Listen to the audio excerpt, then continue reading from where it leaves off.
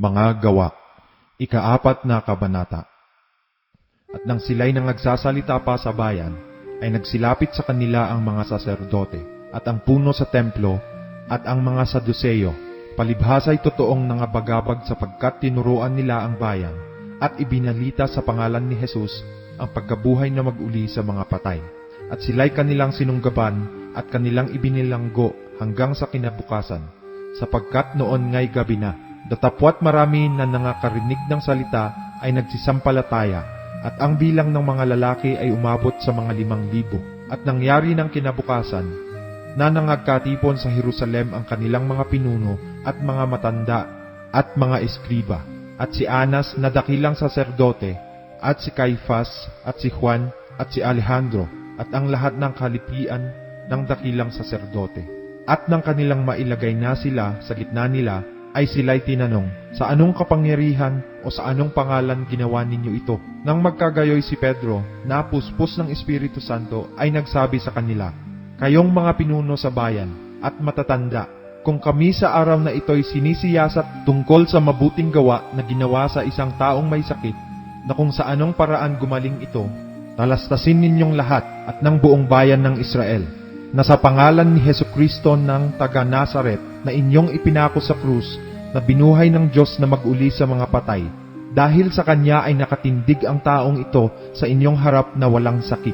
Siya ang bato na itinakwil ninyong mga nagtayo ng bahay, na naging pangulo sa panulok, at sa kanino mang iba ay walang kaligtasan, sapagkat walang ibang pangalan sa silong ng langit na ibinigay sa mga tao, na sukat nating ikaligtas.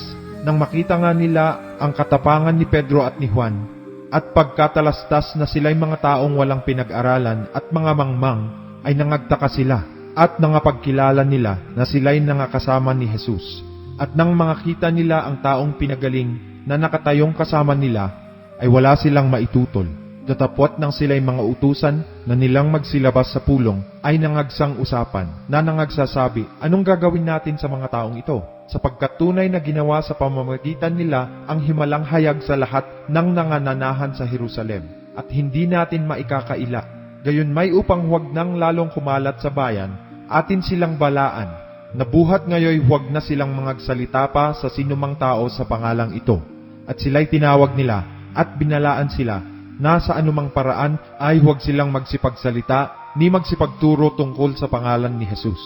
Datapwat si Pedro at si Juan ay nagsisagot at nagsipagsabi sa kanila, kung katuwiran sa paningin ng Diyos na makinig muna sa inyo kaysa Diyos, inyong hatulan, sapagkat hindi mangyayaring di namin salitain ang mga bagay na aming nangakita at nangarinig. At sila, nang mapagbalaan na nila, ay pinakawalan.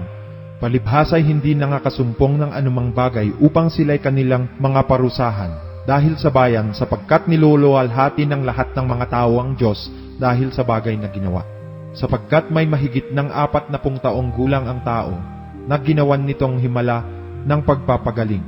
At nang sila'y mga pakawalan na, ay nagsiparoon sa kanilang mga kasamahan, at iniulat ang lahat ng sa kanila'y sinabi ng mga pangulong saserdote at ng matatanda. At sila, nang kanilang marinig ito, ay nangagkaisang itaas nila ang kanilang tinig sa Diyos at nangagsabi, O Panginoon, Ikaw na gumawa ng langit at ng lupa at ng dagat, at ng lahat ng nangasa mga yaon, na sa pamamagitan ng Espiritu Santo, sa pamamagitan ng bibig ng aming amang si David, na iyong lingkod ay sinabi mo, bakit nangagalit ang mga hintil, at nagsipaghaka ang mga tao ng mga bagay na walang kabuluhan. Nagsitayong handa ang mga hari sa lupa, at ang mga pinuno ay nangagpisan-pisan, laban sa Panginoon at laban sa kanyang pinahiran, sapagkat sa katotohanan sa bayang ito'y laban sa iyong banal na lingkod na si Jesus, na siya mong pinahiran.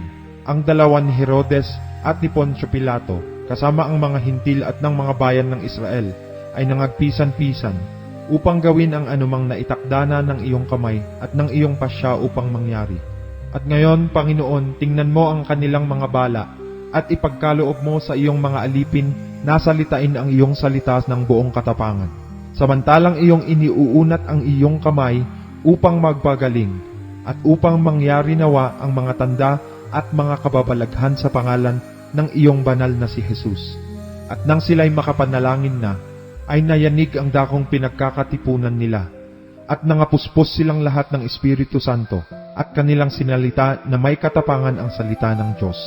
At ang karamihan ng mga nagsisisampalataya ay nangagkakaisa ang puso at kaluluwa, at sino may walang nagsabing kanyang sarili ang anuman sa mga bagay na kanyang inaari, kundi lahat nilang pag-aari ay sa kalahatan. At pinatotohanan ng mga apostol na may dakilang kapangyarihan ang pagkabuhay na mag-uli ng Panginoong Hesus, at dakilang biyaya ang sumasa kanilang lahat, sapagkat walang sinumang nasasalat sa kanila. Palibhasa'y ipinagbili ng lahat ng may mga lupa o mga bahay ang mga ito, at dinala ang mga halaga ng mga bagay na ipinagbili, at ang mga ito'y inilagay sa mga paanan ng mga apostol, at ipinamamahagi sa bawat isa ayon sa kinakailangan ng sinuman. At si Jose, na pinamagatang Bernabe ng mga apostol, na kung liliwanagin ay anak ng pangangaral, isang Libita tubo sa Chipre, na may isang bukid, ay ipinagbili ito at dinala ang salapi at inilagay sa mga paanan ng mga apostol.